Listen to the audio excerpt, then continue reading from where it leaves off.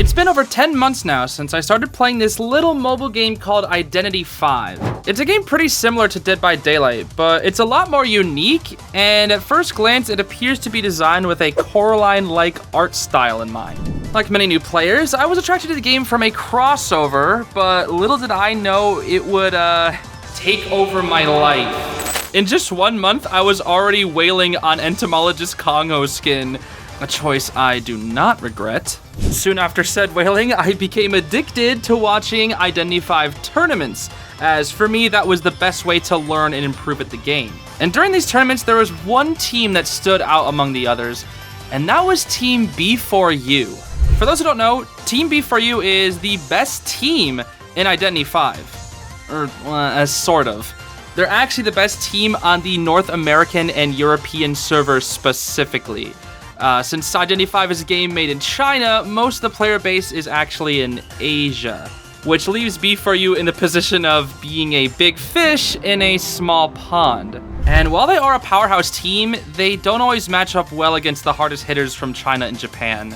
Regardless, when it comes to the NAEU community, Team B4U is always the one people think of when you think of the pros. They're a team that's been around for a long time, and in the recent major tournament called Call of the Abyss, this fish made quite the splash. We're getting with the fish metaphor here, you guys following me? Now, despite my somewhat recent entry into the Identity V community, I've actually followed along the competitive scene pretty closely during this time. And after this major tournament, I had the opportunity to interview Team B4U. So without wasting any more time on me reading poorly written intros, let's jump into the story of Team B4U, the greatest Identity V team on the NAEU server. I think we can just start off with a cold open and say, here we are. Welcome, everybody. Hello. Hello. Hi. This is our interview with B4U members. Why don't you go ahead and introduce yourselves? Hello. I'm B4U Aron, B4U's coach. I have been the coach for the past 2 years, and I'm glad to be here.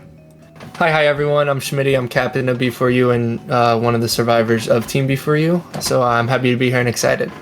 Awesome. And obviously I am here just conducting this interview. Alongside me, I have Zeus IDV, my friend.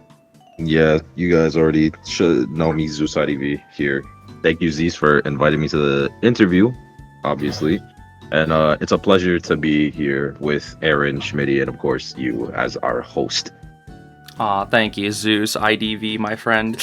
Anyway, we're gonna jump right into it. So I guess I want to make sure that this interview can be watched by newer players to IDV as well. So I guess we can just kind of jump into just B4U as a team and their, I guess, history. So what exactly is B4U? Obviously, you're a pro team in IDV, you're probably the best team on the NAEU server. But I'd like to hear a little bit more about the history for people who might not be as knowledgeable about B4U. Yeah, so B4U, we've been competing for, I think this is our 5th year. And we're truly a family. Many NAEU teams keep morphing, keep forming teams. We're the one team that stayed together. And B4U, first and foremost, is always going to be a family. We do it for us. If one person leaves, we all leave. That's really how we are. That's why we compete. We compete for each other, and we compete for the supporters that support us. So B4U is a team and a family at that. Continuing on that segment, how did you all come to meet one another? Was it through game? Did you guys have previous histories with one another, or maybe a mutual friend randomly came in? Yeah, so me and Leg teamed with in the first ever NAEU tournament. We were known as HM Hakuna Matata, and we competed in KOA 2 together. So that's how me and Leg started. And then after KOA 2, we decided to make a new team. NAEU got some exciting news. We are getting a tournament hosted by Paulblems. Thank you guys for hosting this tournament. It's a big boost for the NA server. And this video is just to inform you guys I am making a new team for the tournament. The tournament does consist of the top 8 biggest teams in the game. And my new team is going to be called B4U. And that's when we got Paul. Paul was the #1 survivor at the time. A lot of people talked about him. So I was like, okay, if we want to make a new team, let's get Paul. He's very nice. And at the same time, in the same breath, Sprintzer was the best hunter in the server. So I was like, let's get Sprintzer. The way we got Rolend is kind of funny. We played him in a tournament. He was a hunter main. He absolutely destroyed us. And we were like, if you can't beat him, join him. So we invited him as a survivor main. And luckily he was willing to join us as a survivor. And the way we got Aron is one of the most brilliant minds in IDV. It's always been that way. And I was like, okay, if we truly want to make a push, I need Aron on the team. So I reached out. Aron and I were friends for a while before, around when IDV started. So Rivals as well. Yeah, so I had to recruit him. And that's really how our team formed. I gotcha. So you guys said you started, you specifically in Leg started in Koa 2. It was everybody joining up for Koa 3 after that? Yes. Excluding Aron, the team you know as B4U right now was playing for Koa 3. And then, so I guess we can jump into like the members specifically.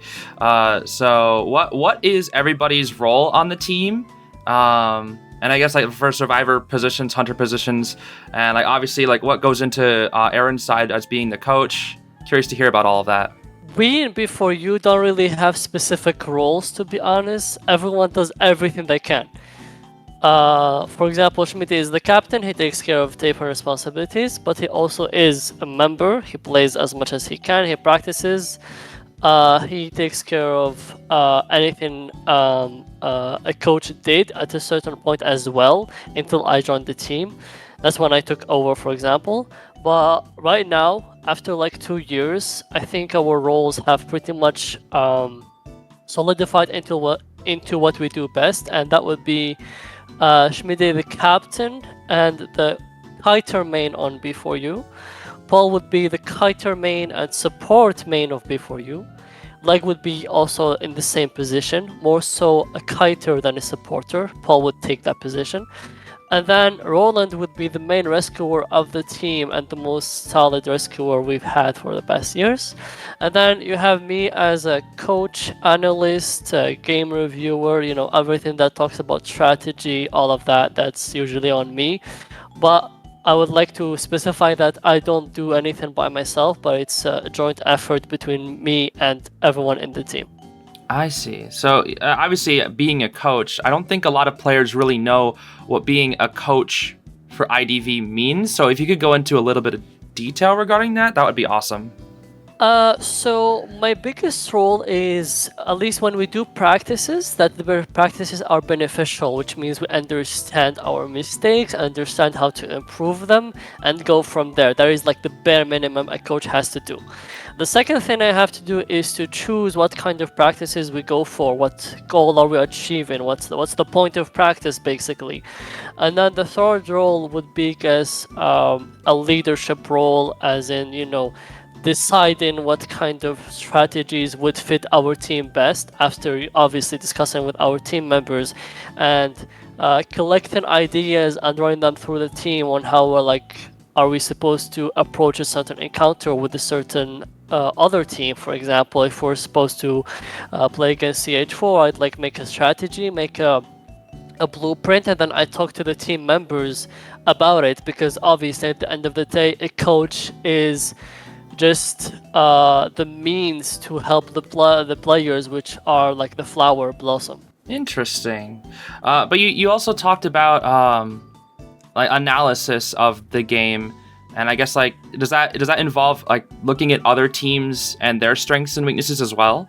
That involves everything from looking at IVT, IVS, Korean qualifiers, Japan qualifiers, IVL, IGL, and that's something I don't do alone. Schmiddy takes a huge part of that as well, as long as everyone else in the team. But yeah, that's one of my biggest roles, is stay up to date on the meta and stay up to date with any new strategies that come out.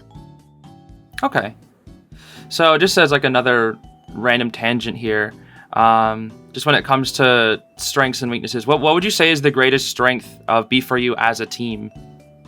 It has to be that we are family and that we have been playing together for the longest time, and we know how each other operates. That's the strongest.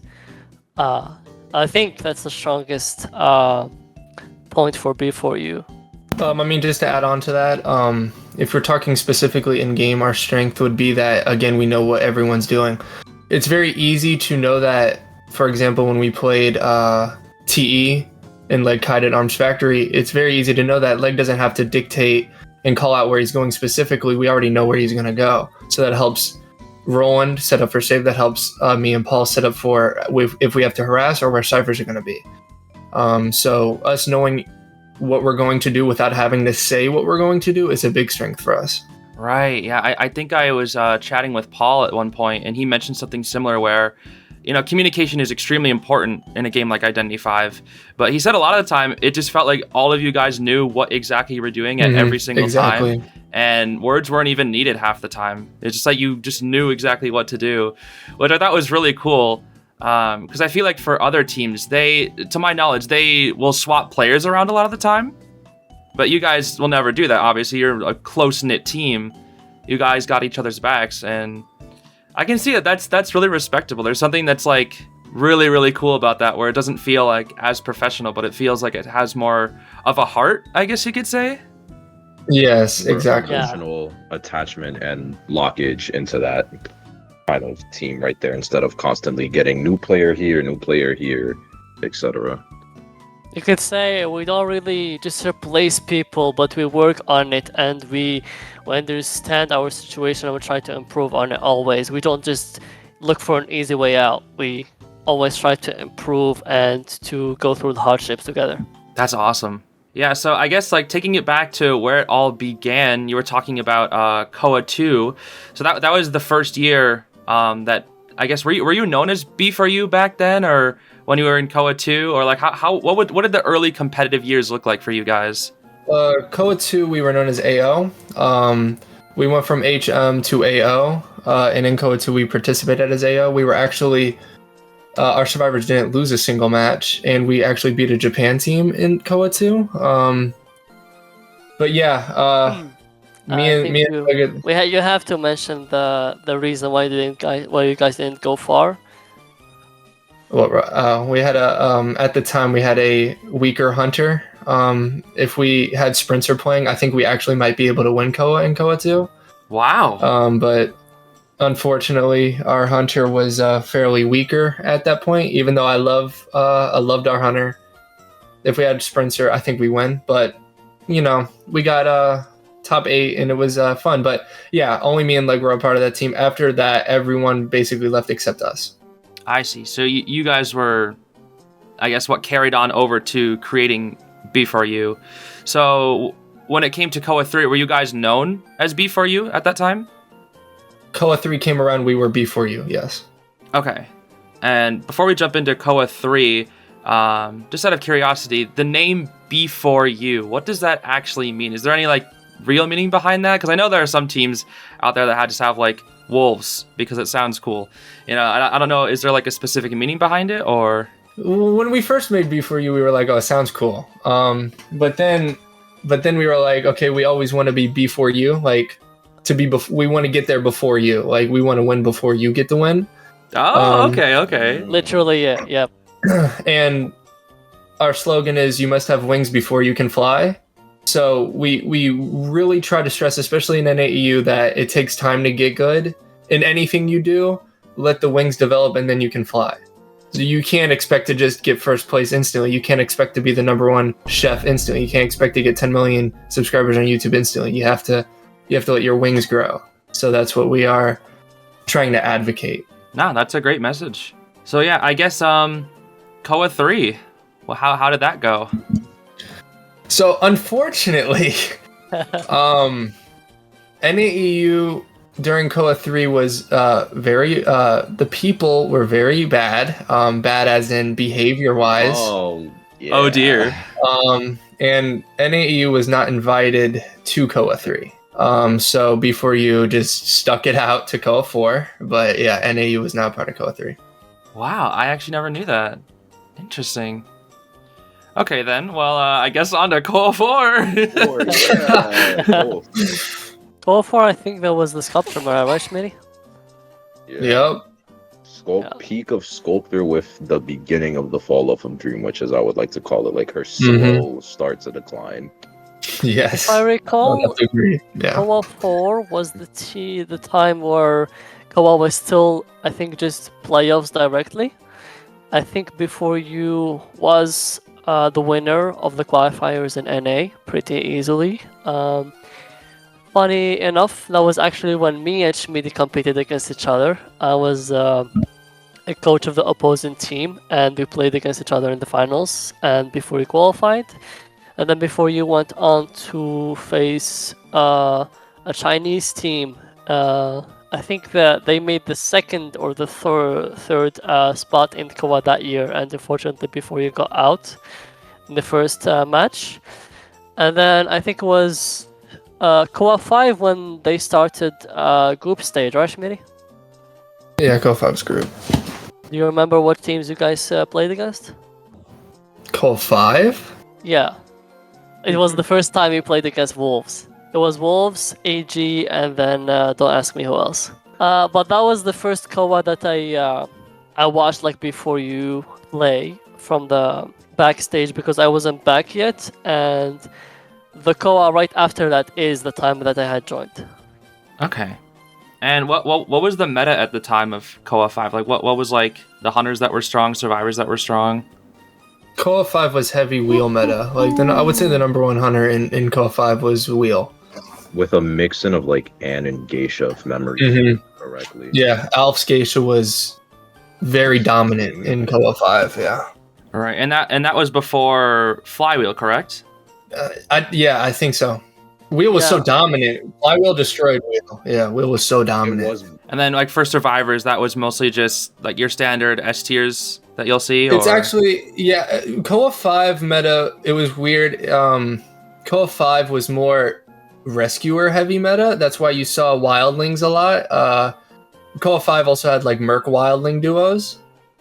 Because it was more of a heavy rescuing meta. I can't really give you the specifics. Wheel was very prevalent in both rescuers counter wheel, but it was more slow. Like today's meta is very fast. Who can cipher rush the fastest? Koa 5's meta was who can survive the longest. on the topic of metas as a quick little tangent. What would you say then was your preferred meta, like out of every Koa that you know? Like I know we're kind of like jumping back and forth here now because this would kind of dive into Koa 6 and then this Koa. But I know for me as an aspiring competitive player, like my favorite meta of all time was probably Koa 6, which would be the heavy support meta, in which it was just everyone really linking together to formulate one massive plan that would work as like one nice, well-flowing machine. Yeah, so I guess I'll be a little biased here. I think the meta we're currently in now is my favorite. Why? Our survivors are very strong in this meta, and this is a very hunter-sided meta. I think this might be the biggest hunter-sided meta we've seen in a Koa, with Sangria, with Gamekeeper, buffed spiders now. So I am a little biased because we have Sprintzer, and in my opinion, Sprintzer is a top hunter in the world. So if our survivors can hold our own and tie every match like we basically did in Koa, we know Sprintzer can get the job done. So when there's a heavy hunter meta and our survivors are performing above other survivors, that is going to be my favorite meta. Also, this is a very heavy kite meta, and I'm a kiter main. So You get all those yeah. spots. I love this meta. Yeah. I would agree with what Schmidty said. I think this is like the best meta for multiple reasons. One of them being that one, and I guess maybe another reason is with Opera Singer's appearance, a lot of teams learned how to Cypher Rush like crazy, and I kind of like that. I like the Cypher Rush, and I like to make plans around Cypher Rush, and I think I've gotten pretty good and effective at guiding my team to perform in that well, at least even better than other teams. So I guess this meta does give us more advantages. I gotcha. Yeah, I want to dive deeper into the meta in Koa 7 in a little bit. But before we jump right into that, you were talking about Sprintzer, being such a strong hunter.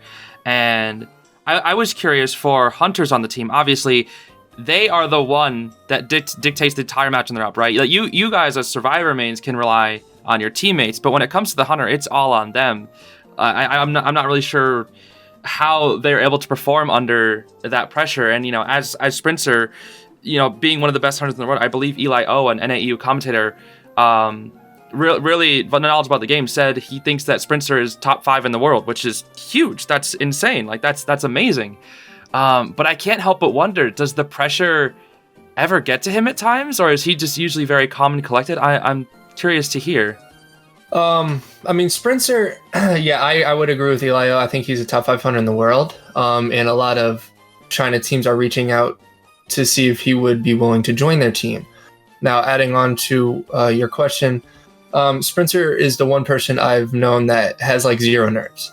He takes nerves and like thrives on it. For example, when we played TH4 this past KOA regionals, our survivors were very poor. We didn't play well versus him, and we would come back to VC and we're like, "We're sorry, Sprintzer." And Sprintzer was like, he literally would just say, "I got this," and then leave VC and then 4-man. That's awesome. Yeah. That's awesome. So, Now questions asked. yeah, regarding this KOA, I would say the only match that got him shook up was against Scars. They had an entire catalog game plan versus him, and it wasn't so much that he was nervous, it was so much that he was insecure on what to do. So that's the first time I've ever seen him feel vulnerable in a match. But other than that, he's really like a steel trap. I gotcha. Okay, so then kind of transitioning off of that, I wanted to jump into what's it like to compete in KOA. I know we were talking about just like Sprintzer's perspective as a hunter, but especially not just for like competing as just from the survivor side, but what's it like just traveling to China? How's like the schedule like there when it comes to practice and getting to connect with other top players?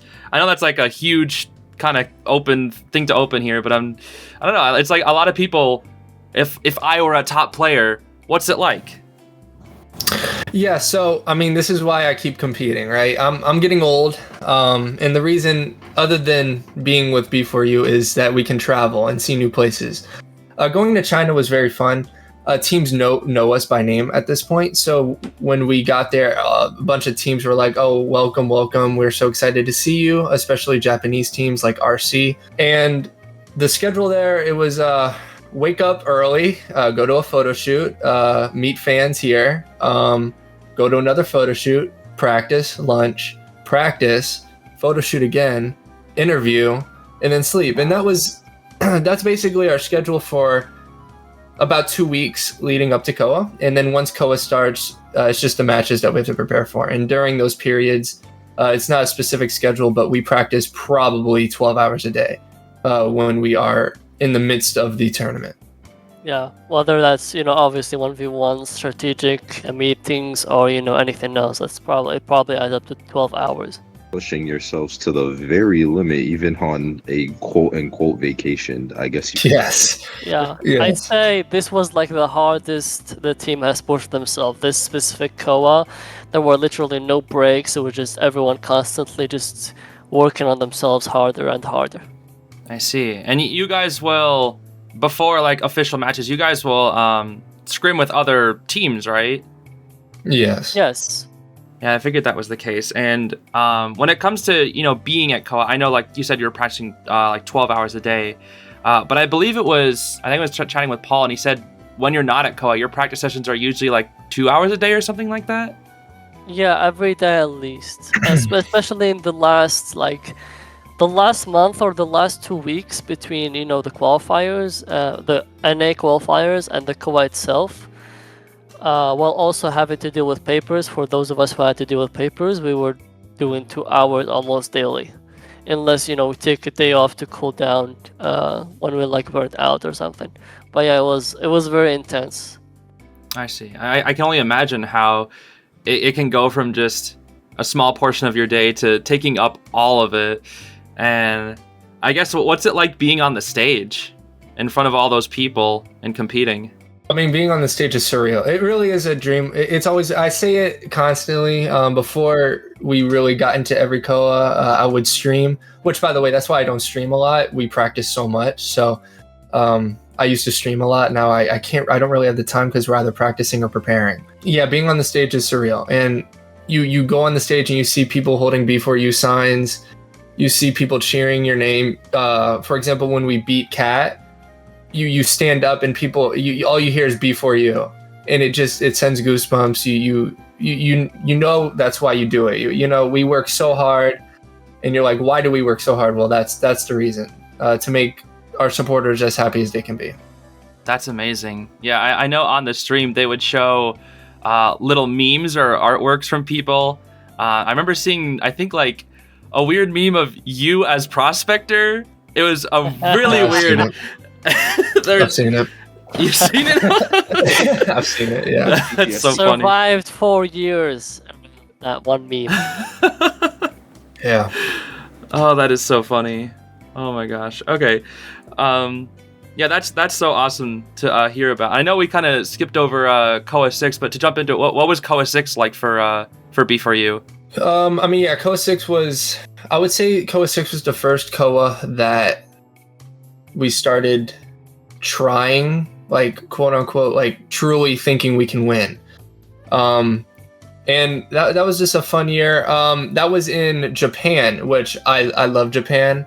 The team loves Japan. The people are so friendly. The Japanese teams are so friendly. We would scrim a lot in Japan. But COA 6 was a very big learning lesson. We did well. We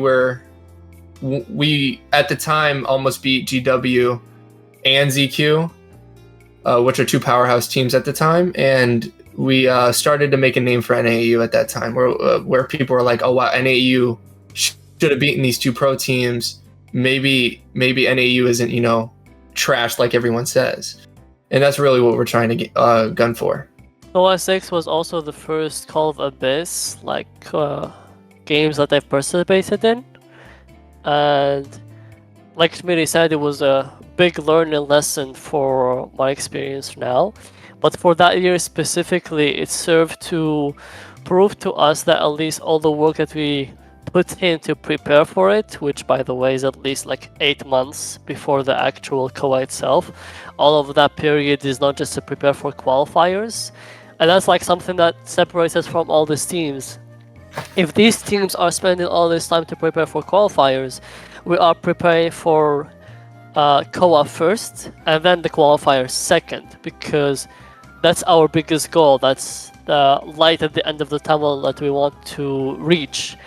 And COA 6 did serve to prove that at least what we're doing is right. We just have to work on this, work on that, work better here, fix this, correct that, and then sort of correct our approach to keep on improving even better. And I think this year we proved that all that learning and all that hard work was in the right place, was put in the right place. And I think Schmiddy can tell you we have never looked this strong after COA 7. Yeah, no, that's awesome to hear. So you guys aren't seen as an official pro team, right? Obviously, you don't have you're not sponsored or anything. There's no official support backing you. And I already see you smiling now. But other teams that have these official support, from NetEase or other sponsors and whatnot, there's a huge difference maker there, right? Obviously you're sacrificing your own time. You guys don't get paid for this, so that there's such a huge difference there.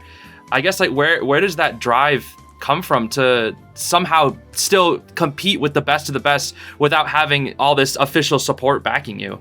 I mean, I guess it comes down to us and our competitive drive. We want to prove. I've been here for so long. I'm ancient in NAU. I want to prove to the world that NAU isn't bad. We're doing our best to show the world that NAU can compete. And in this past COA, beating Cat showed the world that NAU is now the best non-professional region. Especially through scrims. I don't want to give away through scrims. We did well against teams we played in scrims, and those are professional teams. Everyone knows Ching. Ching went to China to compete for ACT. Their schedules are brutal. They practice 12 hours a day every day, whereas we only do it when we're in COA. So for us to compete against these teams, neck and neck against any team in the world, with only 2 hours a day is impressive in my opinion, and shows what NAU can do, because in my opinion, the top 4 NAU teams would do well versus the other regional teams. Like, for example, CH4. CH4 is really gifted, and every year they give us a fight. It goes back and forth between us, and if they can fight, if they can beat us, they can beat Cat, right? So that's what I hope the world can see. But to add on to that, the biggest reason we are this good is Aron. I don't think people recognize that. We will include our coach Aron, who could not make it, but he is probably the #1 reason why we have made it as far as we've did. So thank you, Aron. I hope this is the right camera. Before Aron joined, it was COA 5 prior. We didn't do well at all. B4U was not great. Aron joins COA 6. We almost beat 2 pro teams. COA 7, we should have beaten the #1 Japanese team. We beat the #1 non-professional team for 3 years, reigning 3 years, and we should have beaten TE, and Sprintzer did 4-man TE. So I do want to give credit to the coaches out there. You don't get all the fame and glory, but you're the backbone of every team. I would like to add to what Schmiddy said. Coaches are really just there to make sure their players blossom. So my only reason to exist is make sure I guide the players in reaching their true potential, which only them can achieve. And I coached many teams before. I also coached like a rival team to B4U back in the day. But after joining B4U, I realized that there is no team that is ready to put so much effort into this game as B4U. Like, the work ethic was crazy to me. How much they practice, how much they are like talking about the game or they're not practicing, how much they rank, how much they do 1v1s, how much they prepare. It's like, at least when I joined, it was like eye-opening how much better can this team be and how much more serious they take the game than, you know, other teams that I was with before. And that only motivated me to work even harder than them to make sure that they reach their true potential. Now that's interesting here, but I imagine like the spot of the coach being so important. Like it takes a immense understanding of the game, but not just that. I like every player and their strengths and weaknesses as well. Like I can only imagine the amount of work that goes into that. So yes, even though it might not be the flashiest job out there, it's definitely undeniably extremely important. I want to emphasize on what you said. You really have to work with the players and their strengths and their weaknesses, and you can just do what you want or impose what you want on the player, but you're there to make sure the player is the best version of themselves and not the other way around. That's a great way to put it, yeah. So when it comes to, we're talking about planning, I think we can jump into what a lot of people have been waiting for, and that is COA 7 specifically. We can kind of dive deep into this. So I want to do like a pre-review going in to COA 7 before we jump into like NAU qualifiers specifically. What was kind of your thoughts before going into COA? Like when you know, back when like the initial trailers were coming out, all the hype was coming out, and you started having to go into Abyss rank and whatnot. Obviously, what you're concerned about is stuff like Opera Singer rising in the meta. And at this point, Gamekeeper was still kind of hiding in the shadows. Nobody really knew his full strength yet, except for rumors in CN, where he was dominating, and we didn't really see that in a lot of qualifiers. And then obviously in group stage, he took over, became this absolute nightmare that players just didn't seem super ready for. But I guess what exactly were you guys thinking around the time of doing Abyss rank and whatnot? And what was your plan going into that? So we had just finished IVT, Winter IVT. Because NAU didn't get a spot in IBS, we got an IVT in November. So that was very good practice. We had already been practicing leading up to that, and we ended up winning. So we were feeling very good. Our practices were very good. Every year COA is announced, the first thing we're excited about is the theme, because that matters a lot when you go to COA. What the theme is, and this year's theme we were very excited about. So that's something that we can relate with everyone. We're just looking forward to the theme at first. Once COA rank starts, it is a brutal. We rank 3 times a day. Morning rank, we have to wake up at 4 a.m. and then we rank at 12 and then we rank at 7. It's just absolutely brutal. I don't look forward to it whatsoever. But we have to do it, you know.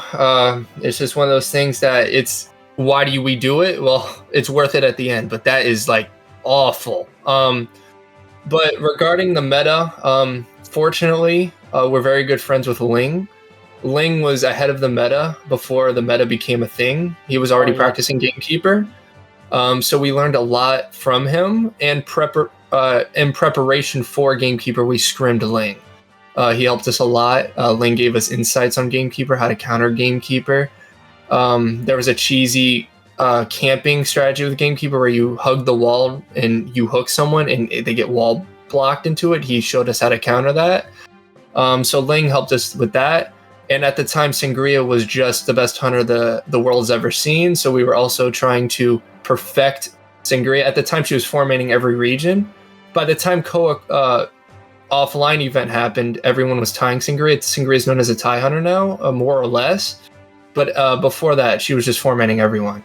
So at the time, we were like, how do we get one? Is it even possible? So Yeah. it was a bunch of strategizing against Sangria and Gamekeeper. Right. Yeah. Just specifically just on Opera, it was really fascinating to see, especially just like, like you said, formatting every team. It was kind of just the goal against her seemed like just as long as you can get somebody out, you're good. The goal was just don't get four-manned. And it just evolved to the point where if both sides were playing perfectly, it just felt like it was a draw every time, no matter what. Yes. Which is like pretty balanced if you think about it. And it's funny, you see season 1 survivors coming out like Gardner.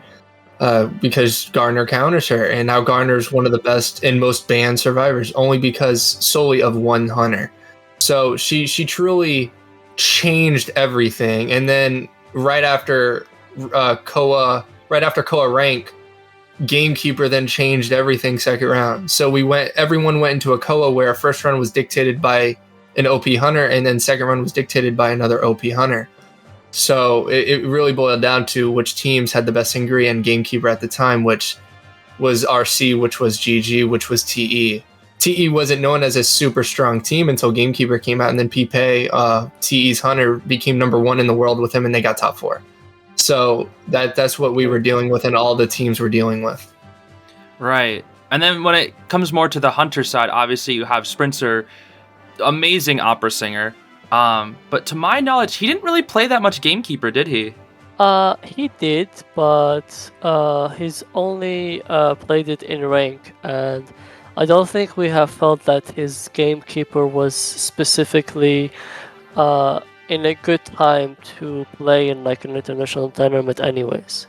We're talking about a hunter that came out in the last month, where we only have two hours to practice every day at most, whereas these other teams have 12 hours to make sure this hunter that they never played before is as good as it can be, and that's also something that probably helped them, but for us it didn't specifically help us, at least when it comes to Gamekeeper. When it comes to Sangria, Spencer was able to put enough time to get his Sangria as good as these other teams, if not even better, but Gamekeeper was just like a last-minute surprise that nobody was really prepared for. Right. And out of curiosity, do you guys think had you had more practice with Gamekeeper, would that have been like a good advantage against some of the teams having that surprise pick? Because again, a lot of people didn't really seem like they knew what they were doing against Gamekeeper half the time. Like obviously his hook is jank as heck. I'm sure we've all seen the clips. Yeah, Gamekeeper is a little hard, yeah. Yeah. We obviously prepared against him. Link helped a lot, and before qualifiers, it was just how much we can reduce the damage, and is there any ways that are basically, at least when it comes to me, when I see a new hunter come out in the last like month or so, and I don't have much time to prepare for it. To me, it was more so, okay, what are the least amount of things that we can put time into that will guarantee a good enough score that we're preparing for? Because in NAEU, at least you have entire teams who did not even practice him, neither on the hunter side, neither on the survivor side. And because we are aiming for the goal of Abyss offline event, we had to prepare for him, even if we're not like ready, but we had to prepare. We had to like make sure we have a plan, and that's what we did. And we played against Gamekeepers, and we didn't really have as much experience as these other teams, but I think we've done a pretty good job for, a non-professional team with the amount of time that we had last second. I would also like to add on to that. Specifically for NAEU, when we're preparing for KOA, there aren't many teams/hunters we can prepare for. For example, when Sprintzer would scrim NAEU teams before KOA with Gamekeeper, he would destroy them. But then we go into KOA and we're scrimming teams that are professionals, and he would get destroyed. So we wouldn't feel like, okay, he can't play it, because we go in from NAEU to KOA thinking Sprintzer's Gamekeeper's ready. We scrim a team and he gets destroyed. And the team that specifically destroyed him isn't even a top team. So we can't be like, okay, Sprintzer, go try your best. That's why his comfort was Witch. Right, yeah. So we hope this year NAEU, a couple teams can help us scrim more to prepare for KOA, or whoever does go to KOA. We can help you prepare, because if we want NAU to go far, we need realistic expectations, and Sprintzer just destroying everyone won't really help us in the long term of KOA. I gotcha. So I guess we can jump into, after like the prep was all laid out, NAU qualifiers. How did that go? Yeah, I mean, after endless ranking to get top 8, we were very disappointed with our bracket. We feel that the second best team in NAEU is between OM and CH4. And we are very, very confident in that statement.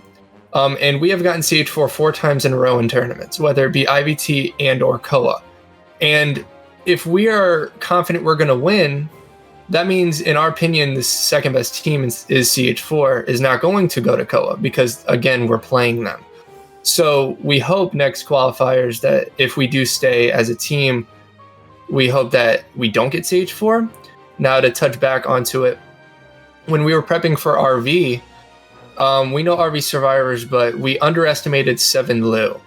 7 Lu Sangria is insane. We practiced it before KOA, scrimmed it before KOA, and it's talented. I would put 7 Lu Sangria top 5 in the world. And I'm not trying to overhype or anything. It's that good. We should have beaten Pipe's Sangria. We did well versus Scars' Sangria. 7 Lu made us work for a win. It was that good.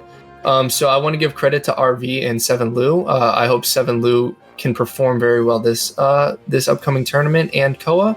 They deserve a spot on a very good team, and if that is RV, I think RV will shine. And then, of course, the elephant in the room is us preparing for CH4. CH4 gives us nightmares. We have to prepare day in and day out. They are a very talented team, and Ling is a very talented hunter. So when we go into CH4, we're like, okay, Sprintzer, you go do your thing, but we have to prepare for Ling. Endless nights of strategizing. Okay, how can we play this specific hunter on this specific map? And we do that endlessly versus every map, so we have a counter against Ling because he's that scary. Just to add to what Schmiddy said, at least I would say the hunters in NA are not that far off from being, competitive with the hunters in the global stage. That's a statement I stand by. Whether that's NA hunters compared to other regions or NA hunters compared to the professional teams, I think they stand a very good chance. And I hate that these hunters in our servers make us look bad, and then we just go play these hunters in KOA where we tie them easily, or it makes us look bad. Whereas when we go to the international stage, we're like, was it that hard really? I think it was exactly how we expected. The difference between 10 ping and 70 ping is huge. So when we're playing regionals, everyone has 70 to 150 ping, whereas you can only show your true talent when you have 10 ping.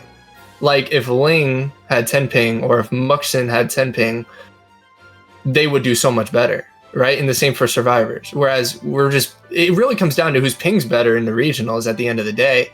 And then when you get to a tournament that everyone has 10 ping, then everyone's skills laid out. And that's why I think B4U does better in offline tournaments, because B4U can compete with these teams at 10 ping, whereas other teams are trying to compete against us at 70 ping. And I know you were talking about CH4 in detail there. And to my knowledge, that was the set where It was so intense of a watch. It was just back-to-back four-mans kind of thing. Yeah, exactly what Zeus said. Yep. I would add to that like I just said, Link played like two phenomenal first two rounds where he brought the game from like a tie position or a loose position to a 4K, which he has constantly done against B4U so many times. I believe like he's one of the best hunters in the servers because he can do this against the best survivor team time and time again. So he's truly skilled at that, and he has also the confidence that he knows that he can do that. And it was only in round 3 where we broke out of that, and we made sure there are no openings for him to come back from. And I'd like to take a quote from what Schmiddy said. The truly game-changing moments in the third game was when our team predicted exactly what Link's plan was to bring the game back into his hand, and the team was able to communicate effectively and prevent that from happening. And that's how we landed the 3 escape in the end. Right. Yeah, I remember that being such an intense set to watch because I just knew. I believe Ling was playing Hermit and Gamekeeper. Yeah, Hermit, Gamekeeper, Singria. Yeah. Yep. I do want to add this one point. Confidence is everything. Can you tell us how to deal with hunter anxiety? That's definitely a hard one. Nerves in general are triumphed by your confidence, but it takes a lot to be confident. If I rep this hunter 1,000 times and I have nerves, it shouldn't matter. And that's really how it is in general. I think Ling is the only hunter in NAEU other than probably Pit that is confident they can beat us. We were destroying Ling's Hermit. There was one Cypher left with 4 people not shared. Not a single person. He's still 4-man. So I want, for any aspiring competitive people or looking to join in the IVT or whatnot, confidence is everything, especially in the global stage. We thought we could beat Scars and Cat, and we came very close to beating both of them. So I would say confidence is everything. If Ling can get 4 Cypher kited and still 4-man, knowing he can still 4-man, you can do anything with confidence. Yeah, that's an amazing message for sure.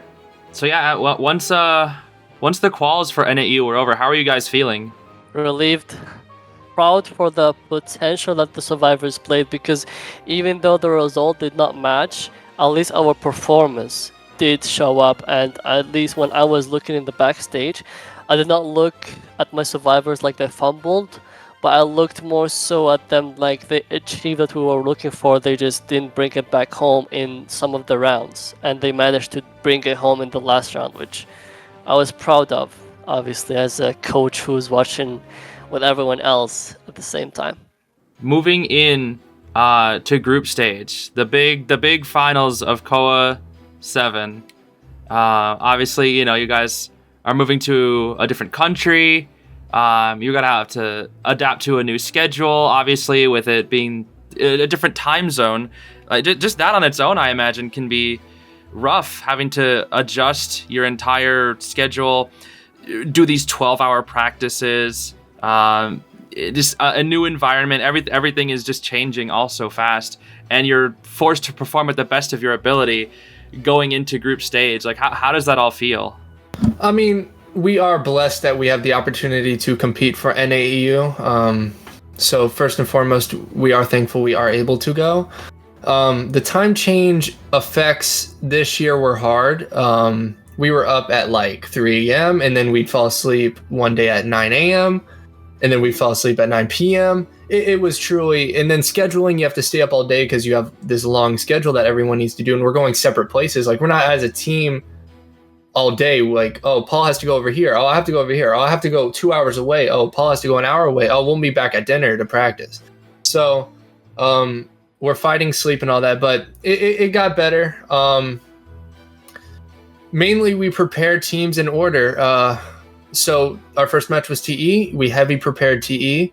We tried, Aron tried to formulate everything, a master game plan, which he did for every team, which it worked really well. Unfortunately, Aron was unable to go this KOA. And I think we were the only team without a coach on the stage. Even a one-man coach. So for us being that good without a coach, if Aron was there, by the way, we would have beaten Scars. And I say that with confidence because Sprintzer was lost. Going back to what we said earlier, he really didn't know what to do. Scars had a master plan for Sprintzer. And if Aron was there to talk him through the ban picks on the stage, Sprintzer would have done a lot better. He should have four-manned as Ann. But he wasn't prepared. He didn't expect the bans. If Aron was there, Sprintzer would have four-manned. We would have beaten Scars. Same for the TE game. Yeah, so Aron not being there, big, horrible thing. If we do stay together as a team, Aron will for sure be there next time. I promise you. So yeah, but early on, we're preparing. We're fighting sleep schedules. We're meeting everyone. We're just trying to enjoy it as much as we can. Right. And now, before we dive deeper into the matches, I guess this is more of like just a fun-based question. But how is it with? I know you don't have much leisure time, but I know you have. I think you said like you had one day where it was like more of a media day. It was more just like filming and whatnot. Did you guys get a chance to maybe take a look around the area? Did you get to meet up with other players? I know you guys like picked up some merchandise here and there. Like, was there any just downtime, I guess? Yeah, so very little, I would have to say, but we did go to, like, with Rolend's mom who lives in China. We were able to go to a Westlake, a very pretty place in China. There was a mall right next to our hotel. So we would go eat with other teams in downtime. Like we would just, oh, you guys want to go eat? It's like 2 minutes away. Okay. So we'd eat with other teams. But even when we were in our downtime, we were strategizing. Oh, the Uber ride to Westlake. Okay, how can we beat this team? You know how to beat yeah. So even in our downtime, we are strategizing. But yeah, we did. We had some relaxing times, and it was fun. It really was. While you guys were traveling, did you guys ever have one of those like aha moments of like, you know, fans like seeing you out in public and like, oh my god, that's B4U right there kind of thing? It's funny. I think when we're out and about just like getting food or something, we met fans like 10 times. It's funny because I'm always in the back. Me and Sprintzer are very close. Like we're like this. So basically every day the groups would be Paul and Leg in the front, Rolend in the middle talking to his mom, and then me and Sprintzer in the back. And Paul and Leg would go past the fan, and then they would look, and I could notice, I could see it. They would look at Paul and Leg and like, is that B4U? And then they would see me and Sprintzer, and they like, oh, B4U. So it was funny because I guess people recognize how tall I am and the red hair, it was like, oh my gosh, that's really cool. But Sprintzer had a lot of fans, so that was cool to see. Especially in China, like compared to Japan of last year, China, we had so many fans in China. It's actually crazy. So you were talking about close, like how close your sets were with TE and Scars, and I noticed it had a bit of a pattern. You guys were really consistent in round 1 and round 2, just being able to somehow just draw. Like the rounds always seemed like they were just drawed out.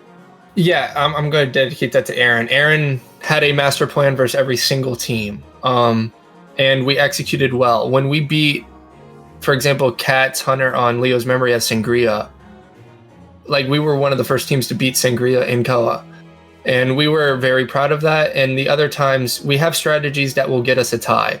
Worst case scenario, we get a tie. Against TE, unfortunately, Aron was not there, so our band picks were a little weaker. We recovered for Cat and Scars, and it showed when we got four-manned to TE.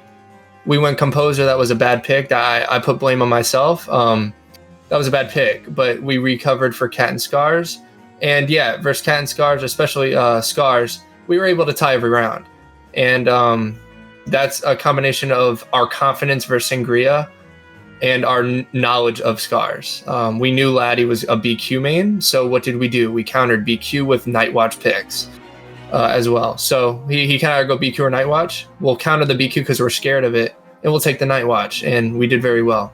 Right, and I think you guys are saying like how confident you were against stuff like Opera Singer, and I believe a while back Paul was saying that you guys had you were like one of the best teams at like Cypher Rush. Yes. We had teams reaching out to us specifically for Sangria practice. They wanted their Sangrias. Pro China teams were reaching out to us and were like, "You guys are really good for Sangria. Can we scrim you?" And we were known as one of the, I would say, top 3 Sangria survivor teams in the world. especially for what China teams were telling us. And it's just because of how much we practiced here and how good Sprintzer Sangria is. And of course, Aron's preparation. We had every map, we had a perfect like strategy. We rotate here, you cypher us here. And again, back to the first ever, I think it was the first question where we don't have to talk. Everyone knows what's going on for Sangria. So yeah, we're very confident for Sangria. Okay, so as a non-professional team, our first thing that we have to understand is we have a limited resource. We have so much time that we can dedicate and so much practice we can put. So we have to accept trade-offs and we have to prepare accordingly. And this year we believed we could beat every single team that was in our bracket. In contrast to the previous year where we focused our efforts on ZQ and GW, which it showed, and we didn't have enough time to prepare for GG and RC, as everyone noticed. But this year we came in prepared, as in we were going to beat every team, at least strategy and preparation wise. That's how the mindset that we went in with. And a big downfall was the fact that I was not there to carry out the plans as prepared, because no matter how well I explain the plan to the team, sometimes things don't go as predicted. We don't always get the exact same bans or the same drafts we want. And me being there to adapt last second and make sure we still pick the best strategy right after, or me being there to give guidance after, surprise hunter or something like that, was unfortunately missed for at least every one of those rounds. But at least after TE, I put a lot of effort into making sure Schmiddy memorizes everything, which, Schmiddy, thank you for doing that. Before the games, me and Schmiddy will literally go into the strategy so many times just so he makes sure that he has it all in his mind. It was stressful, but I think Schmiddy did a really good job in the matches after TE. Now, for TE specifically, it was our first match, and we had mastered everything from round 1, round 2, round 3. We knew exactly what we were dealing with. We knew exactly which maps we wanted to gain advantage that would benefit us most and would hinder the hunter as much. We practiced those. We also practiced backup maps for in case our best strategy is not available. We practiced backup characters in case we don't have the best characters we wanted. It was like a whole rounder, and obviously you're only able to do that if you're good enough, which that's what you're supposed to do in all those 8 months of practice before Koa actually comes. So during the execution, at least maps wise, everything went according to plan. Draft wise, we did not know exactly what the other hunter was going to ban, for example, but we had a solid idea. I would say things started to derail from second round onwards, because the longer the game goes on, the smaller variables add up, and you start to stray away from, okay, there are either 2 scenarios, you prepare for this or for that, but with the game, when the game keeps getting for longer and longer, you get to round 2, round 3, you can't really master the variables and you can't predict everything. And that's when we derailed from the original strategy with picking some comfort characters over the characters that we wanted to pick, which I wouldn't say was a bad choice, but we could have done better for both aspects. And then, like Schmiddy said, we went for a composer pick third round instead of, for example, something like Gardner, which would completely destroy Pepe, and at least that gave enough opening for TE to come back, because at that point we were tied both in round 1 and round 2, and it was round 3 where we fumbled, and it wasn't more so curse, but it was more so the fact that I wasn't able to be on stage with my team to make sure everything goes according to plan, so that by the time we went into round 3 we were not able to stick to what we prepared, and that's when our game 3 was not set up for a win just by our drafts and our preparation. And if we were going to beat TE at least third round, it had to be like the survivors outperforming themselves and outperforming what they were set up to do, and that's what Schmiddy and Rolend did with that amazing one escape. I honestly did not believe when that happened. I told Schmiddy I did not believe my eyes when I saw the one escape. And then coming into Spencer's clown pick, that was a situation of just Spencer didn't have enough time to rep the strategy as much as he liked, because we still have to prepare round 1, we still have to prepare round 3, we still have to prepare in round 2, we still have to prepare the backup strategy for round 2, we still have to prepare the backup strategy for round 1, we still have to prepare our survivors for this, our survivors for that, we still have to prepare against Cat, we still have to prepare against Scars. So he just didn't have enough practice to master the strategy, and that's when he couldn't execute on it. But I would say it was a good strategy as long as Spencer had enough practice on it. Going into Cat, we made sure those mistakes did not happen again. Me and Schmiddy assured better communication, better transparency with everything. We went into Cat hungry for a win, not only because that was the first time we even got a chance to play against a team that's not professional. That was like our first game against a team that was not professional. All of our previous games were against X-Rock, Core5, against GW, against GG, against RC, and then against TE obviously, and Cat was like our first game against a non-professional team, and we were like hungry for victory, and that's what we went ahead and executed the strategy we had prepared for exactly like how we prepared for it.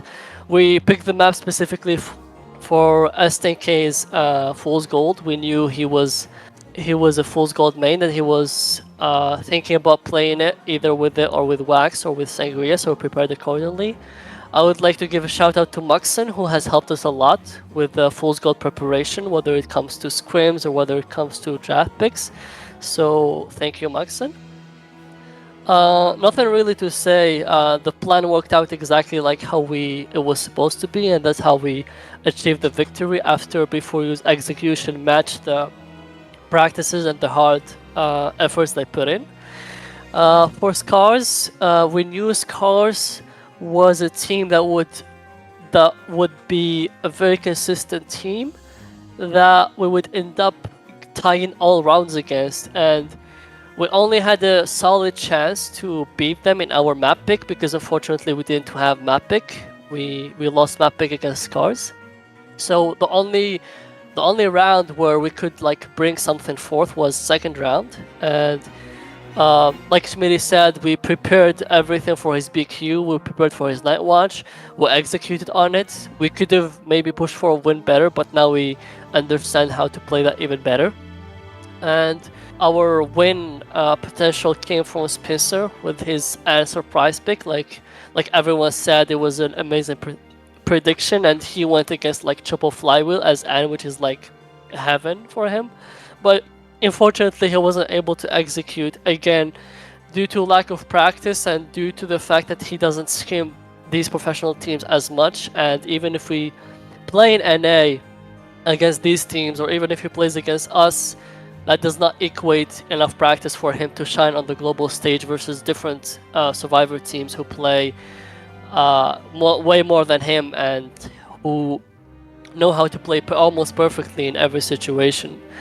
So that was second round, and then going into third round, like Schmiddy said, his mental was not ready because Scars pulled up a master plan where they took on his dream witch on Leo's memory and they executed well.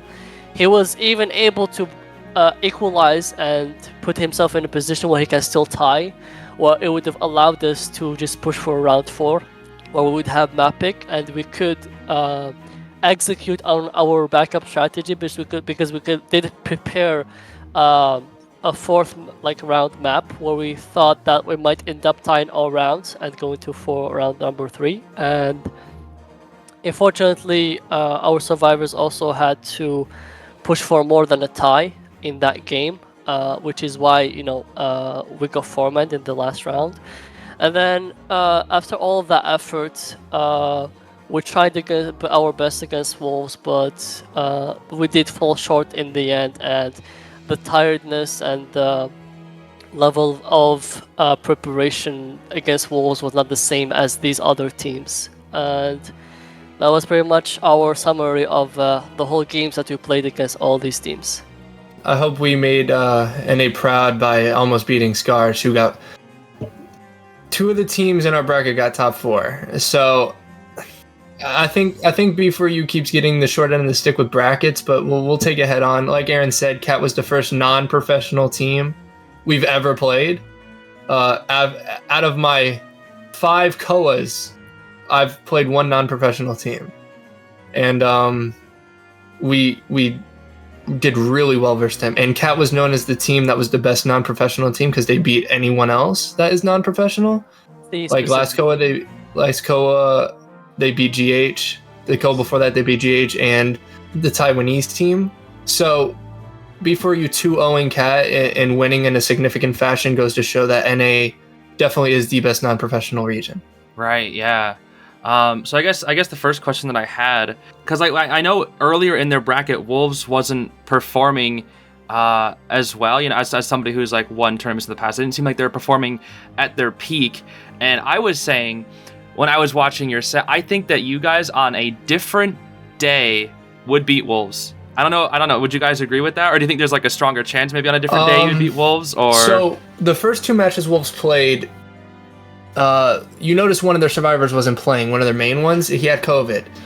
Choai also had COVID playing the first 2 matches. That's why you didn't see it, but he was in a whole separate room. So when he went on stage, he could only be on stage and then dipped. And then you guys don't see it, but they had to sanitize everywhere he went. So they were sick. But yeah, they definitely were not Wolves.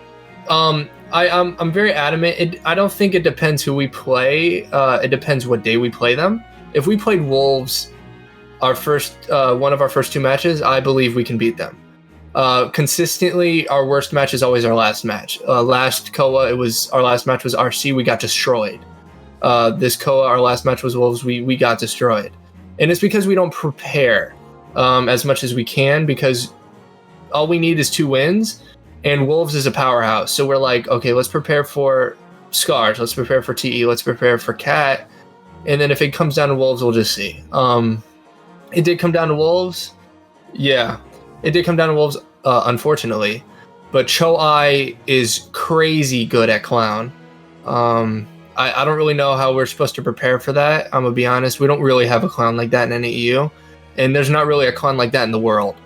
So it was definitely just inevitable. But yeah, I agree. I think if we played Wolves first or second match, we would have had a game plan versus them and we would have executed well. I believe that, because when the 4th match came, to be honest, Sprintzer's confidence was gone.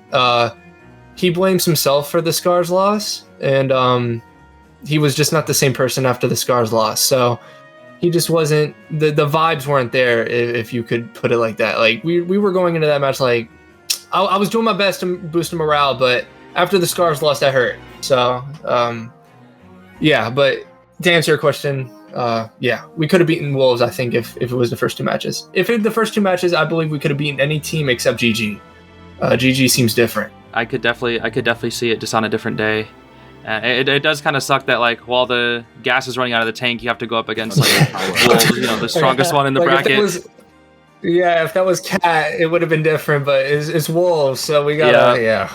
And you were talking about Clown, and I know I was watching Zeus talk about Clown the other day, and I think you had like a low opinion of Clown, right? Zeus, you had him like pretty low on like a tier list. If we're talking rank wise, yes. For tournament, I view Clown as more of a hardcore specialty because it's really an out of the box option. It's like Schmiddy just said, you don't really know how to practice against a Clown, because you can practice against a Clown, but if you're not practicing against like the best Clown, like that waste the server pretty much, it's almost pointless practice. Like, you're wasting your time. You better not practice. You rather should just not practice. I agree 100%. It's the same with Gamekeeper. Unless you're playing, the difference between a ranked Gamekeeper and a competitive Gamekeeper is miles. It's eye-opening. But the touch on Clown is not great unless it's in Choai's hands or Chinatown. There are specialty hunters, and when we talk about S tier hunters, if I ever make a tier list, I'm going to mention that Clown is S tier on Chinatown, Breaking Wheel is S tier on Ever Sleeping, Dreamwitch is potentially, you could argue, S tier on Arms. So there are these hunters that aren't great in the meta, but on specific maps, they're S tier. As Gamekeeper, you notice every team that was a Gamekeeper main picked Moonlit or Lakeside, S tier. And then wheel is until it's ever sleeping in Zom's hand, which just prepare for a 4K at that point. Oh yeah, that wheel was godly. Yeah, Zom's wheel is probably #1 hunter in the world out of everything. Like, if you ranked, Zom wheel is first. No one can beat it. Specialty wise, yeah. And that's how Wolves was able to beat GG in the IVL playoffs autumn, I believe. It was because they were able to tie Zom's wheel in the second round on Eversleep and tying out the round overall, and after that they just took the advantage. Oh right, that was an intense match. That was where it was like it came down to the patient and the flywheel at the end and the body block. It was crazy. And when a Survivor team ties Zom's wheel, it echoes in the IDV world. Like, oh my gosh, what just happened? The crowd was so loud during that match. That was such a good match. Hook? He messed up the hook! He messes up the hook! What? Mammoth patient, but the flywheel! Oh my gosh! Oh no, but can you body block it? What? What is this game? What the heck? How did they manage that? How? Oh my gosh, I think I went back and rewatched that match so many times because it was just... It's truly insane. It was insane. Yes. It was insane. Truly insane to watch. And you learned so much. Like, every team was studying that match. Like, how did Wolves tie it? What did they do? It's like a breaking news type for competitive teams. Like, oh my gosh. Yeah. Someone beat his wheel, yeah. The headliner in the newspaper, Jean didn't win as wheel? Yeah. What happened? Yeah. Oh, that's so funny. Yeah, like when you're chatting about Cloud, I think in like one of the pre-interviews they show on stream, I think it was you, Schmiddy, that was saying like, oh, I'd like to fight Choai's clown. I'm super excited to play Choai. He is the best clown in the world, and we're excited to see that. Yes, we study Wolves to improve. We think they're the best team in the world, and our strategy's core is from Wolves. We're excited to play your clown. If you do go clown, if you don't, we're excited to play you regardless. Good luck and have fun. And I think I was chatting with Paul. He said like, because you did like the Explorer pick in that game, and discussing like, oh, were you guys not expecting clown that round or? Yeah. If I might add, that was our fourth match. We did not necessarily prepare for everything, and we did not expect Wolves to pick Eversleeping. With the little time that we had, we prepared for other things, and then at least Choai bringing clown was not something that we were ready for, because if you want to beat Choai's clown, you need to have put enough time and effort into playing him on the specific map or round that you're predicting he will come out, and that wasn't there.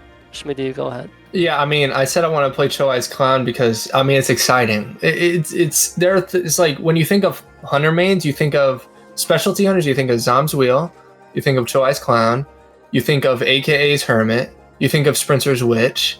And when you have the opportunity to play these hunters, when you have the opportunity to play these hunters, it's like it truly is once in a lifetime, even though I've played Wolf twice. So it's once in a lifetime, and I was excited to play it. Now I played it, he chased me, and I got worked. I was humbled. But going back on the Explorer pick, we prepared so much, not as much as we'd like, but we didn't expect they don't pick Eversleeping. So when they picked Eversleeping versus us, we were like, what is that? What's going on? and then when we looked back on it, he didn't go clown on Eversleeping. He went Night Watch. Never. Yeah, never. So we were like, he went Night Watch Hermit. So we were like, oh, I don't want to play a Hermit, so let's go Explore. And then he whipped out the clown. So we're playing a hunter we haven't practiced against, and it's a surprise pick, and it's Eversleeping. Oh man, we did our best, but I feel like the only way to beat his clown or to tie his clown is to heavy counter it in every way possible. Exactly. And that's what we didn't do. So it was basically, do we take the hermit or the clown? And we were like, I'm not taking a hermit. And we forgot about the clown on Eversleeping. So unfortunately, that was a ban pick problem on my side. But I was also bamboozled by the Eversleeping pick, so I wasn't as we get the map pick like 1 minute before we have to go on stage, so I wasn't able to adapt or even think what they were planning to do. So me and Schmidty could, whether we were communicating or not, we had nothing to exchange because it was just a last-minute surprise. And our theory was they went over sleeping to counter Sprintzer. Sprintzer is the most respected witch in the world. Everyone ranks him number 1 in the world as witch. Like, there's not a single team that doesn't think he's won. And Wolves is, if after we lost and looked back, like, why would they pick Ever-Sleeping? Many times versus XC's witch, they picked Ever-Sleeping. So we assume theory that their comfort against witch mains is Ever-Sleeping. That makes sense. And yeah, I guess just like hearing about it now from you guys, it's like how little time you had to prepare, especially when it's like the last day. And I think the pressure was on for you guys, especially on that last day, because that set, to my knowledge, was the only one that actually mattered, right? Like everybody else, the bracket was finalized at that point. Like whatever happened, it didn't matter. It was just for points. Yes. It was Every only bracket, yes. you guys versus Wolves. So the pressure was all on you guys, and like that, I can't imagine like how much it was, especially with like all the different variables going into it. I walked on stage, I was emotionless. I couldn't feel anything. Yeah. It was make or It was break. crazy. Yeah, literally, yeah. Even if the team did manage to calm the nerves, like in the first games, like TE, Cat, and Scars, when you really have the one very last chance, subconsciously you don't feel the same nerve. It's higher. It's more intense. It's the last stand, obviously, Exactly. so it's. It's the last game, the last round, the last match. And even though, unfortunately, you guys couldn't make the playoffs as close as you were, I guess this might be a bit more of a depressing question, but how did you guys feel about your performance in KOA? And I guess like initially after your match against Wolves, like what was going through your guys' heads? How did that feel? Oh, I love this question. So we were obviously depressed. Words can't describe how we felt after we lost to Wolves. Even though I think subconsciously everyone knew what was coming because the vibes just weren't the same. We were just very disappointed how it ended. And looking back at it, B4U once again got the hardest bracket in KOA for 3 years in a row. So we were also a little salty over that. But Understand. we beat Cat, which is a big statement for NAEU. We almost beat Scars, should have beaten Scars, who got 4th place. They beat Zeta, they beat Weibo, and then we should have beat TE, who got 4th or 3rd.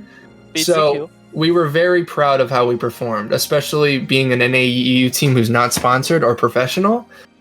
We showed the world that if you try and really care about the game, you can do anything. And unfortunately, we did not get top 12. We got 13th. But we were ahead of 7 teams.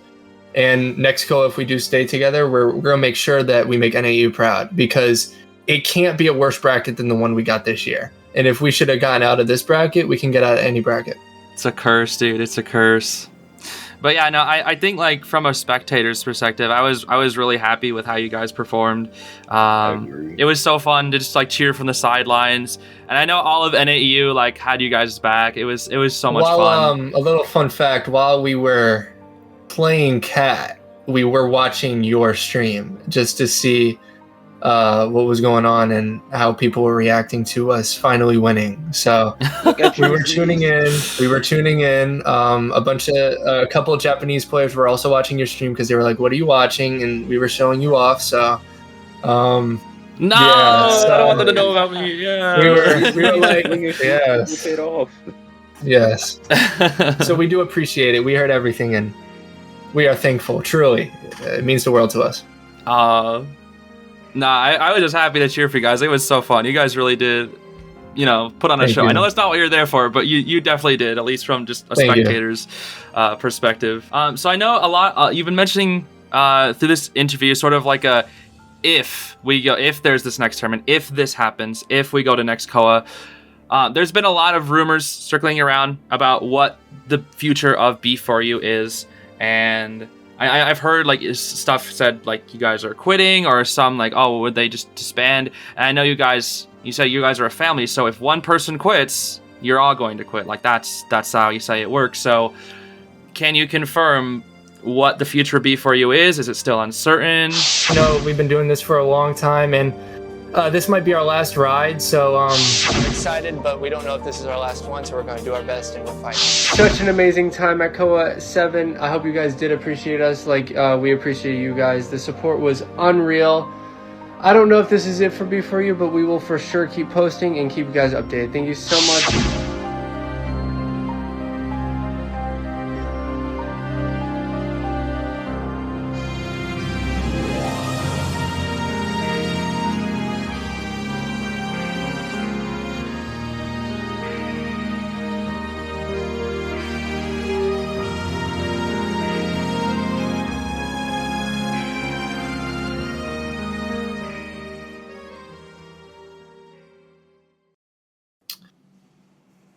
We sat after COA. We sat down as a team. Well,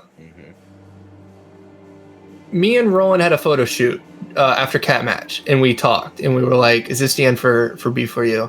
And Rolend was the first person that said, "I want to keep playing." So now that Rolend, who originally is one of the hardest people to keep playing, now Rolend wants to keep playing.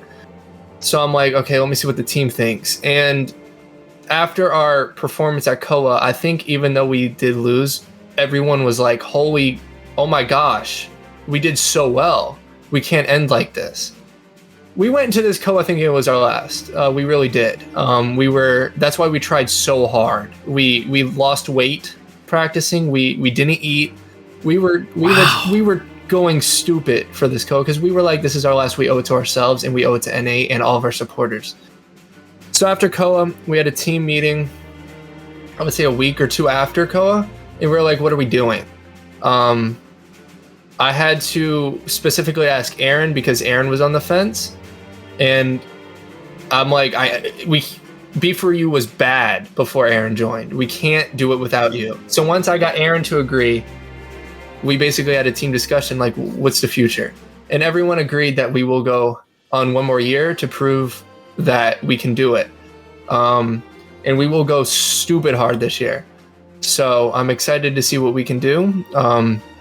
With that being said, the Future Of B4U, we have made roster changes. I have to announce them, but I'll say it here in the video as well. We had to part ways with Green. Unfortunately, Green cannot travel. So that's probably the biggest thing. Green, in my opinion, is the #1 survivor in NAU skill-wise, and communication-wise, he's very good. But unfortunately, we had to part ways. With that being said, we are picking up Ian L from Omni. He is a recent or previous pro. He was ranked 4th highest skilled survivor in COA 6. We actually played him. So we're happy to accept him into our family. And we are also picking up Anton, coach of Omni, to help Aron out, and because he has one of the most brilliant brains in NAEU, so we are pleased to have him. With that also being said, we are getting sponsored. A team reached out, organization reached out to us.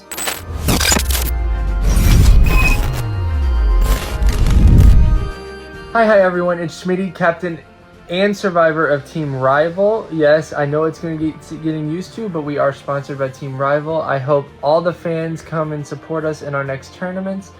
And then we are super excited to announce that Ian L and Anton are also joining us. Everyone knows who Ian L is. A wonderful, wonderful and talented survivor that was on GW. I hope everyone has a great day. I hope everyone comes and supports us. This is a great, great step for us. Hi everyone, I'm Sprintzer, pro IDV player, the hunter for Rivals, a very crucial role. Thank you to all the fans for supporting us, and we are very glad to welcome Anton and Yanel as new additions to the team. Hey everyone, my name is Rolend and I'm a pro Identity 5 player for Rival Esports. For my team, I usually play the rescuer role, and I've been playing Identity 5 for about 6 years now. This year, we hope to once again prove to the world that we are a top NAU and global team. I'd also like to give a warm welcome to our newest members, Anton and Yin L. Thanks for all the support, and I hope to see you guys again very soon. Hi, this is B4U Milek, now a part of Team Rival. Thank you so much for the support. It means so much. Hello everyone, Aron here, Professional Identity 5 coach for Team Rival. I want to thank all the fans for the huge amount of support we have received. It's been unreal. And I want to say this is a big step for NAEU. Let's make the most out of it, and let's all welcome our newest additions to the team, Lionel and Anton. Hello everyone, my name is Paulblems, a professional IDV player now sponsored by Rival Esports. I am also the supporter and kiter main of Team Rival. We would also like to welcome aboard our two newest members, Anton and Yanel. Thank you for all the support that y'all have given us for the past 5 years. Now being teamed up with Rival Esports, we are determined and motivated to go further into the Identity 5 competition. And thank you for the love and support. It truly means a lot to us. We are finally going to be professionally IDV players. We are actually finally going to be getting paid as IDV players. And after 5 long staking years, NAEU is finally getting recognition even from organizations. So, job's not done. We have a lot to prove for NAEU. Everything we do is for NAEU. At this point, I'm so old that I'm not doing this just because I want to compete at this point. I'm doing this to put NAEU on the map. Before I leave, before I retire, before B4U retires, I want to leave knowing NAEU is in a better place. Because I've put my life into this. I'm sure you guys do a lot for the community too. So I would like to leave with, we did it for NAEU, and with us getting a sponsor, I'm sure more teams can get sponsors as well. It's just it's the opening doors into what NAEU can truly become. So we're excited to play one more year. Will this be our last year? I can't say it will be. I can't say it won't be, because if we do well next go and we're all like, wow, I don't want to leave. But as far as we know it, this will be truly our final year. But we will have to see. But I hope we can make NAEU proud, and hopefully this open doors to many teams like CH4, Omni, and Fusion. That will be the goal this year, is just to really prove that it's not about being competitive with these teams, but actually beating these teams.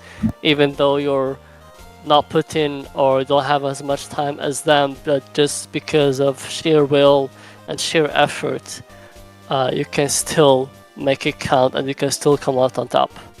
That's what we hope to achieve in this one final year. All right, no, that's huge. And honestly, I'm over here smiling just hearing about that. That's amazing. No, literally, like I'm out here like, yo, like finally after, I don't know, I've been playing this game since 2019, so it's like, you know, You're one of the OGs, yeah. Yes, indeed, yeah. I'm like, oh my god, like my entire high school career, and even now, like 2 years into college now, I'm like, it's finally happening. Like that's how it is, and we're taking the sponsor not only for us, but if we are sponsored, it will show other organizations that one org is committing to a team. We have to do the same. So it's more of like fear of missing out, more of an opportunity for NAEU. So we're doing this all for NAEU. Everything we really do is for NAEU. Even though we have a lot of hate, we have a lot of love as well. So for all the haters and the lovers of us, we're doing it for you to make this a better place. No, that's such an awesome announcement. Oh my gosh, because I was kind of like just in the dark about that, just from like hearing rumors here and there.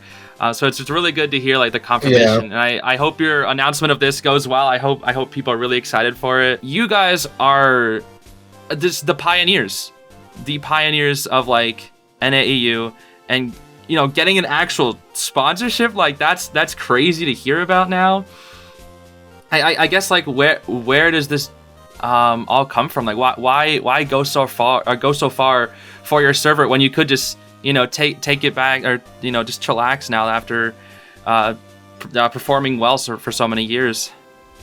Yeah, I mean, again, I'm ancient. I've been in here. I was here when NetEase didn't give any care about NAEU. I was here when NetEase started to care about NAEU, and I'm here where NetEase is finally coming around to NAEU.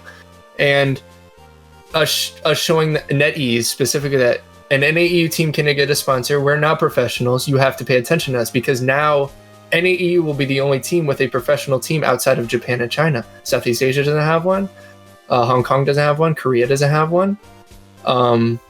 So this is very big, and we wanted to do this. We could have been like, okay, we'll lay back, we'll see what happens, but we wanted to do this again.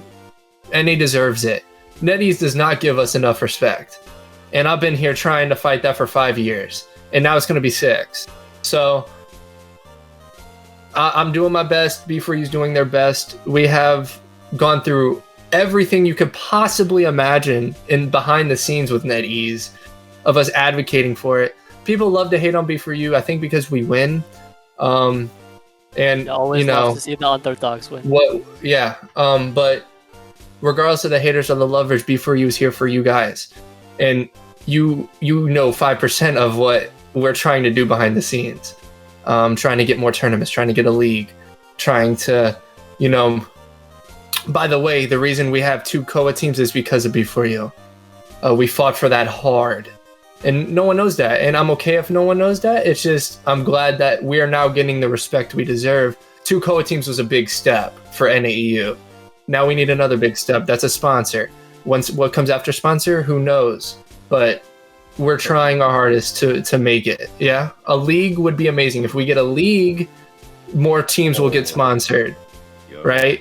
It's just we're trying to build and build and build. So when we finally do leave, we can be like, we did good. Now NAEU can thrive.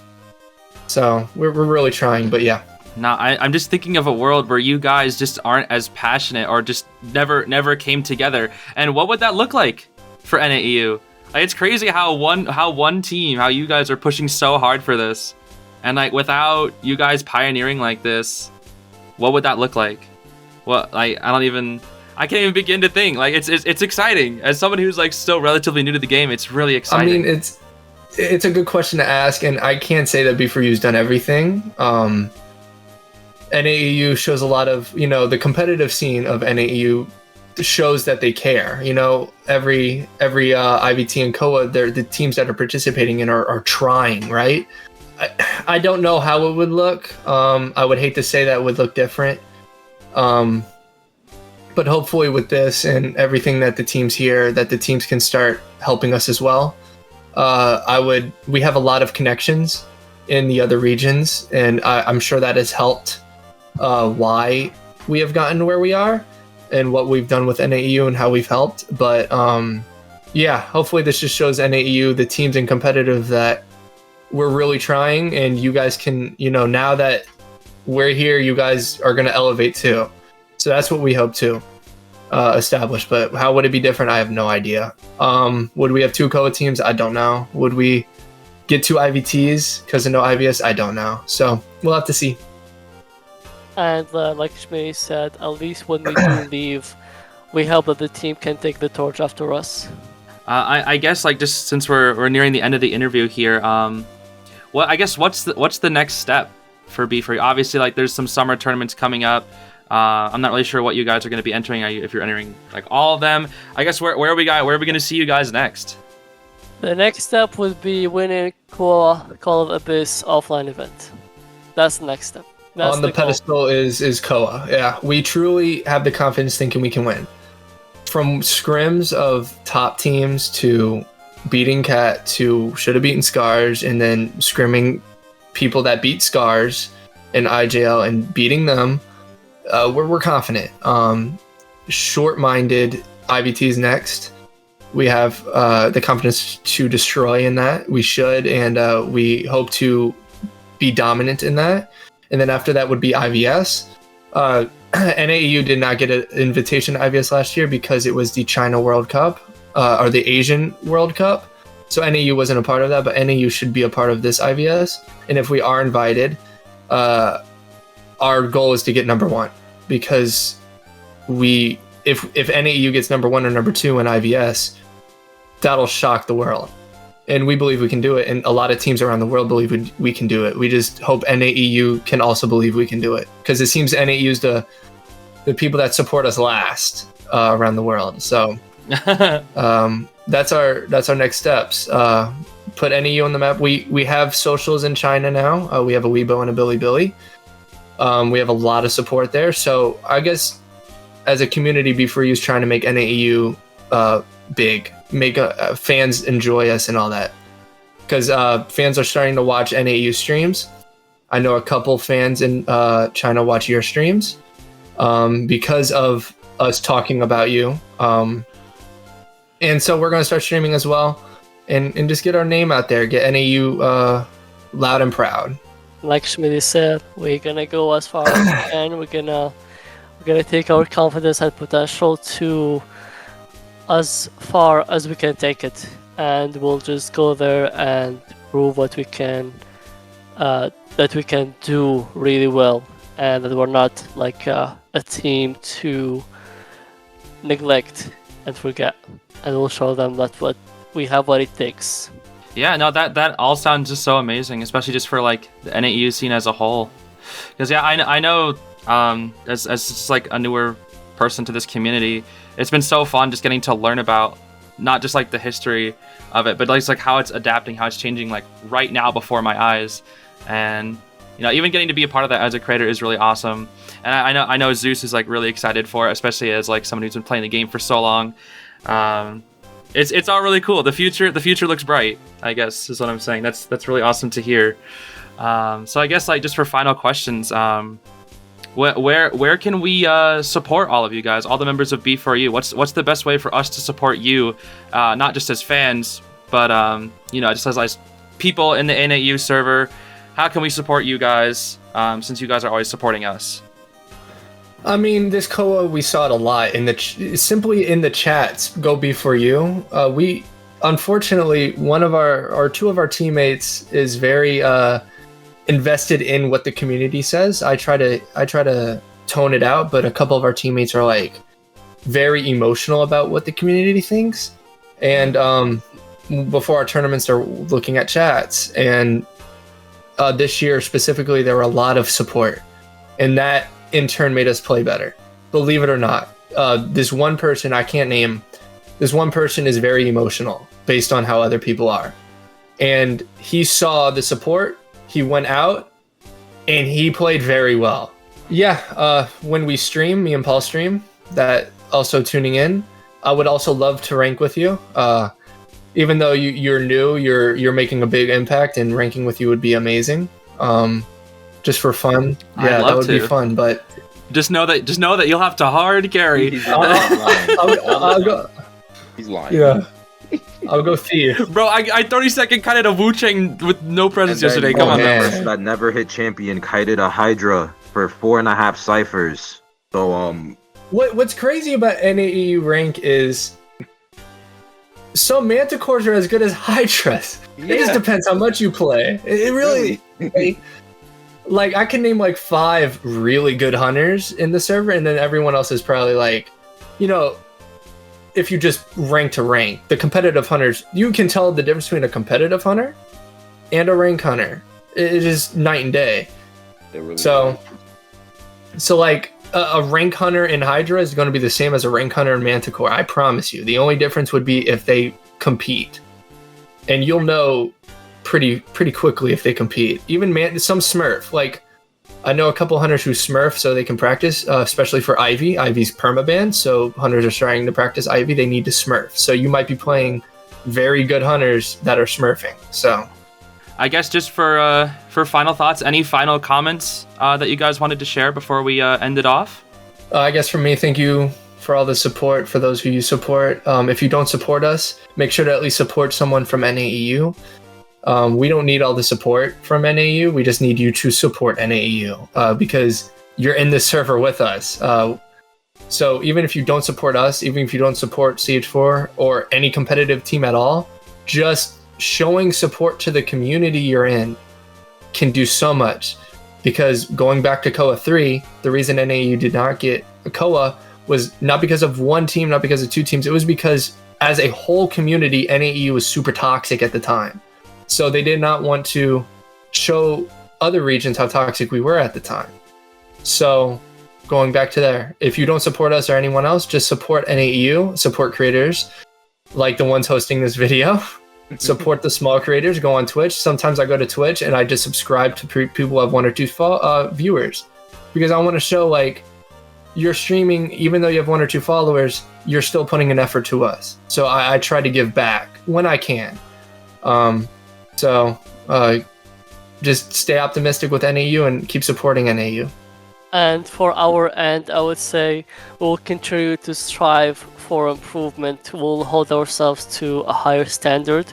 We'll keep performing to the best of our ability, and we'll just, even though, like we have said many times, we don't have all the time in the world, but we will try our best to make sure the hours we put in count, and we'll push ourselves as much as we can for each other and for the server as a whole. That's what I like to hear. Anything that you want to add on, Zeus? It's been a pleasure to be talking to both of you like this, especially since I've been playing the game for a while and I idolize competitive players a lot. So like, you know, you being here, captain of B4U, Schmiddy, and then Aron as well, like you guys are definitely like idols of mine that I've had for a long time, especially when I started my competitive journey all the way back in like 2021. And then going now here 3 years later to be like, yeah, I can learn from the guys, the people that put in more time and effort than me and have made it, have been there, and are able to actually show like the fruits of their labor. So it's like, it really is a blessing to like just be here and be able to talk with you guys on this kind of level. Wow, that meant a lot to me. I might start tearing up, but truly that meant a lot.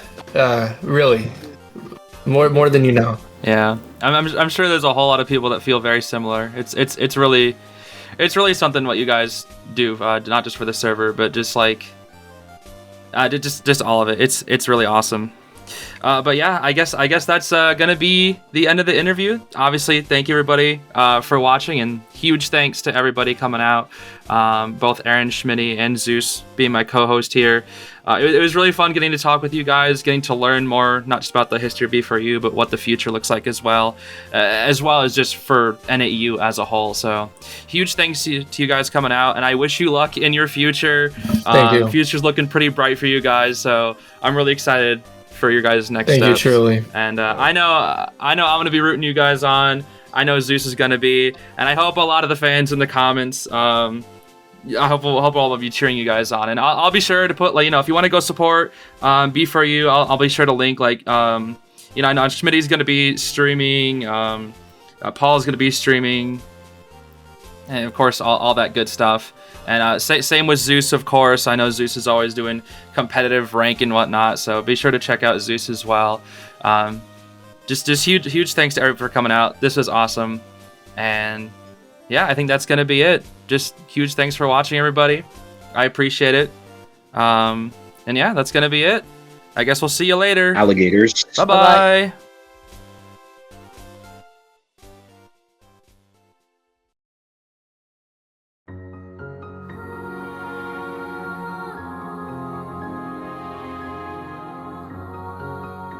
So, it's been about a month now since the initial recording of the interview with B4U/Team Rival Now, and the original plan was for this video to actually come out around 2 weeks after we recorded. However, due to a move that I'm currently in with many bumps in the road and delays, it has been rather tricky to work on this project while maintaining that move along with doing daily work.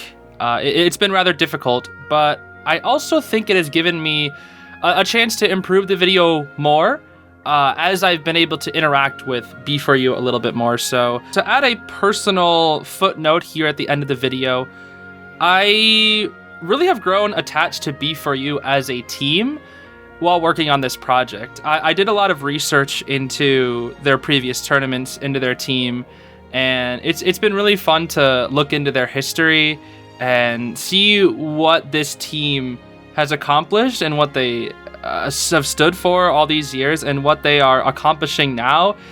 It's really impressive, and as somebody who's new to the game, something is just really exciting about what this team has done for the server and what they are continuing to do, starting from a big fish in a small pond to accomplishing great things such as beating other non-professional teams at the highest of levels. It's absolutely inspirational what B4U has done here, and it goes to show that they are absolutely incredibly hard workers. And not just that, but they as people are so kind. As I've continued talking with Paulblems, Schmiddy, and Aron, I hope to get the chance to talk to the other members as well someday. But they have been nothing but supportive and kind and patient, not in just regards to this project, but in regards to everything, basically. You would think in an interview such as this, it would be very formal and businesslike, where we'd meet up for the interview, exchange information. But no, it was almost more like a bridge for friendship, as well, as they kept in touch. We kept chatting with each other, and Schmiddy on multiple occasions even offered to help me with my move.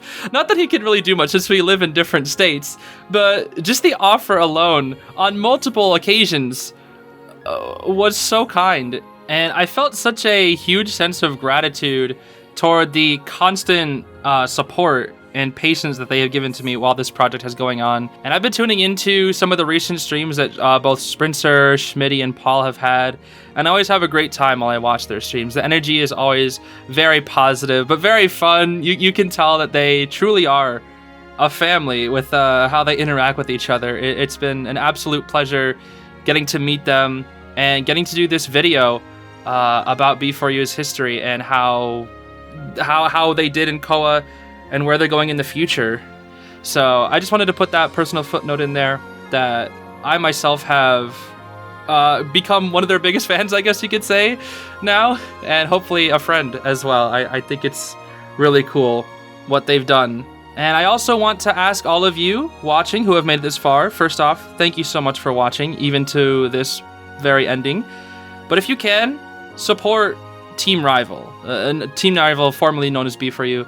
Support them in any way that you can, whether it be from watching their streams, joining their Discords, or just even interacting with them. Support them in any way you can. And like Schmiddy said as well, if you can't do that, support NAEU any way that you can as well, because what they have done is so much, and obviously they're not going to be around forever. They have pioneered so much, but like they said, they have to pass the torch on one day.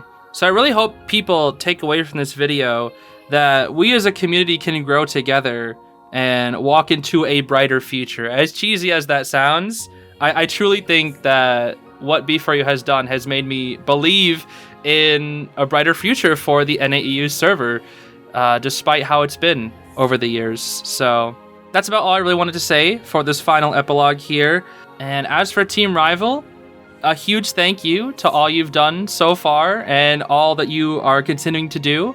We all wish you the best of luck in your future events. And for me personally, I cannot wait to see what you guys have in store for us in the coming years.